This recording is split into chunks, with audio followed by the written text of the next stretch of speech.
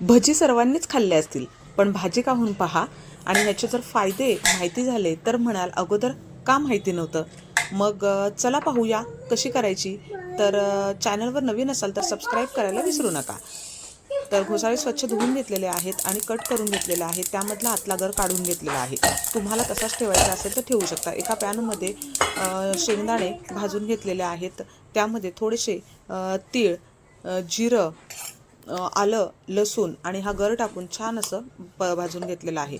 त्यानंतर मिक्सरच्या भांड्यामध्ये हे सर्व वाटण टाकून त्यामध्ये कढीपत्ता, हिरवी मिरची, तिखट, मीठ आणि थोडंसं तुम्ही तेल किंवा पाणी घालू शकता आणि हे वाटून घेऊया. आणि ह्याच्या पापामध्ये हे घालून घ्यायचं आहे आणि पॅनमध्ये थोडासा हिंग घालून तेलावर छान असे हे परतून घ्यायचे. तर अगदी झटपट असे हे तयार होतात. तुम्ही एकदा बनवली तर नेहमी नेहमी बनवाल आणि चवीला खूपच छान लागतात. तयारसुद्धा ही भाजी लवकर होते.